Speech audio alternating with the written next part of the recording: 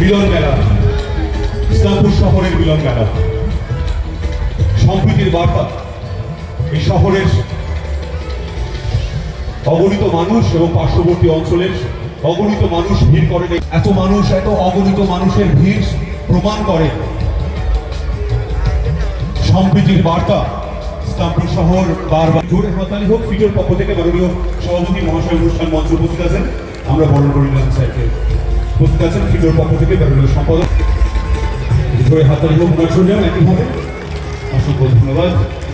এটি ঘোষণা রাখছি, যদি কেউ কোনো বালক এরকম সম্রাট সংঘ নামে পেয়ে থাকেন, আপনারা আমাদের অফিসে এসে, কার্যালয়ে এসে যোগাযোগ করবেন প্লিজ।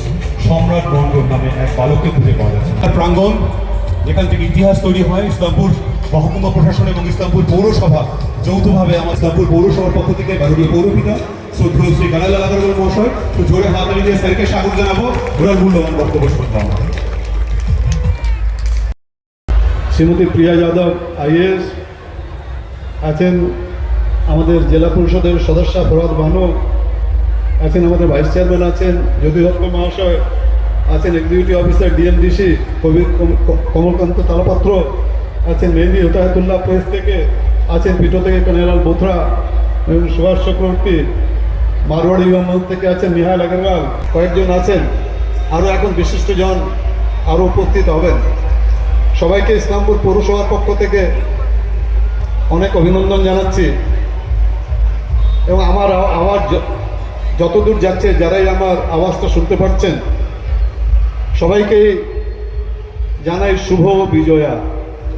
আমরা যতই বলি বিষাদ বিষাদ, কিন্তু বলি শুভ বিজয়া। দেখুন, এই কার্নিভাল, ইসলামপুর কার্নিভালের ইতিহাস অনেক পুরনো। 83-84 সাল, তখন আমরা কিন্তু ইমার্শন করতে চোপড়ায় যেতাম। যারা বড় বড় ক্লাব যারা বিসর্জন করতো চোপড়ায় গিয়ে করতে হতো।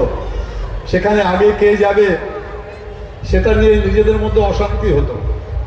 তখন ঠিক হলো যে সব প্রতিমাকে এক জায়গায় সমবেত করা হোক, সবাই এক জায়গায় আসবে, তারপরে এখান থেকে সিরিয়ালি এক এক করে লটারি করা হতো, তাতে সিরিয়াল নাম্বারটাও দেওয়া হতো।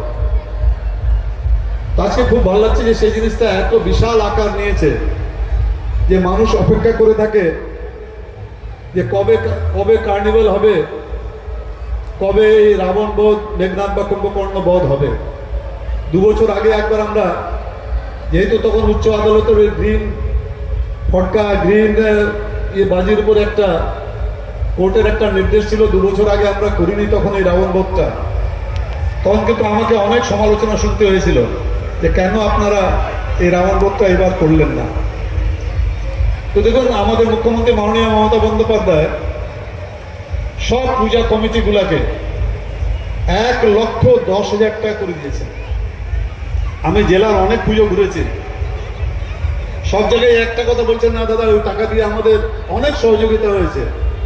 অনেকেই আর্থিক অনুদানের ব্যাপারে দেওয়া যাবে না, উচ্চ আদালতেও গেছিলেন, কিন্তু উচ্চ আদালতে বলেছে না, আর্থিক অনুদানের ব্যাপারে আমরা কিছু কোনো মন্তব্য করব না। 1,10,000 টাকা। এবং ইলেকট্রিসিটি এনার্জি কনজামশন যদি একটা ক্লাব এই পুজো উপলক্ষে যদি 1,000 টাকা করে, তাহলে তার 800 টাকায় ছাড় আছে।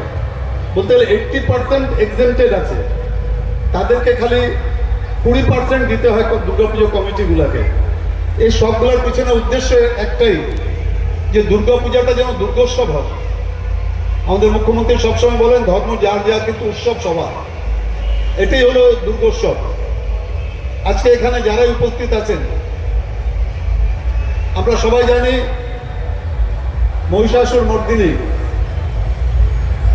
মা দুর্গা নিজের সন্তানদের নিয়ে মৃত্যুলোকে এসেছেন, মহিষাসুর মর্দন করেছেন।